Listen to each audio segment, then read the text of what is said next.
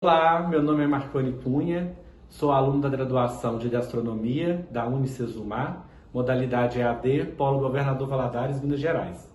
A minha orientadora é a professora doutora Graciela Luca Bratini e o tema do meu trabalho é Técnicas de Conservação de Alimentos por Congelamento, uma revisão. A busca por uma alimentação mais saudável nos dias de hoje tem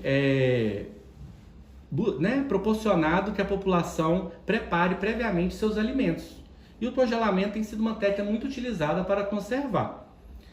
O preparo prévio evita assim, o consumo de ultraprocessados, que tem sido evitado no ambiente gastronômico e questão de saúde também. Então, o congelamento como técnica de conservação, segundo o Domene, ele apresenta uma técnica muito satisfatória, pois aumenta a oferta de alimentos à população, acarretando menores perdas, tanto de ponto de vista nutricional quanto sensorial.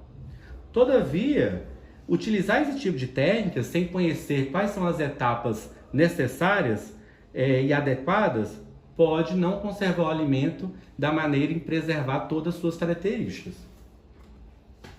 Então, o presente estudo, ele tem como objetivo identificar as etapas do processo de congelamento de alimentos, bem como os tipos de congelamento existentes, e ao final discutir se o congelamento em freezer doméstico é um procedimento adequado para a conservação de alimentos. Optou-se nesse trabalho por entregar o resumo expandido, visto que ainda não temos a conclusividade da pesquisa. A pesquisa está em andamento. Desse modo, estudando o congelamento de alimentos, eu trouxe aqui uma tabela do livro do Fellows, Tecnologia do Processamento de Alimentos, Princípio e Prática. Essa tabela, ela traz o conteúdo de água e o ponto de congelamento de alguns alimentos. Vejamos que o ponto de congelamento é uma faixa de temperatura. E aí, o que é o ponto de congelamento? Inicialmente, a gente tem que falar que o congelamento é uma técnica de conservação pela retirada de calor do alimento. Todo alimento ele tem em sua estrutura calor. E a retirada do calor, ele mantém, conserva, porque diminui as atividades bioquímicas, enzimáticas e micro-organismos do alimento. Então, o congelamento como técnica de retirada de calor, o calor vai sendo retirado do alimento, atinge o ponto de congelamento, que é aquele ponto em que começa a se formar os primeiros cristais de gelo. Dependendo de como esses cristais são formados, pode acarretar danos às células. Se é um congelamento do tipo lento ou se é um congelamento do tipo rápido. Essa outra figura, ela traz os dois tipos de congelamento. Acima, à esquerda, nós temos o congelamento lento. As estruturas antes do congelamento. A segunda figura da sequência da seta, a gente tem formando os primeiros cristais de gelo.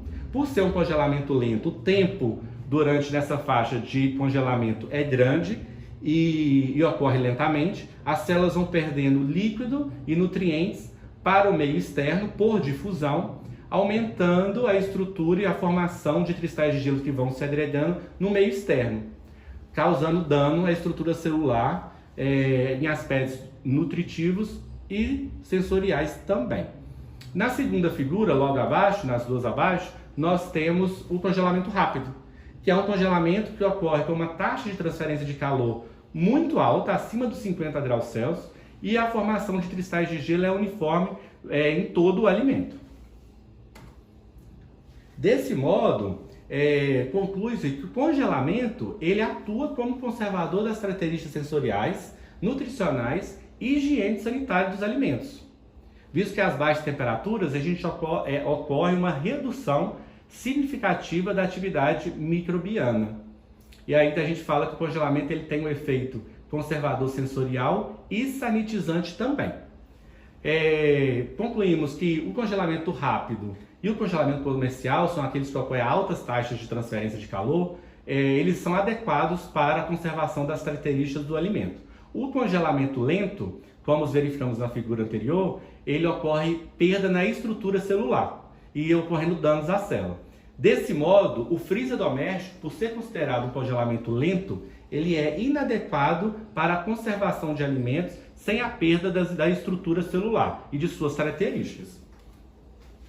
Aí nossas referências nós utilizamos no estudo e meus agradecimentos. Agradeço a Deus que até aqui nos ajudou, a professora Graciela pela dedicação e paciência e a Unicesumar pelo apoio à iniciação científica e produção acadêmica.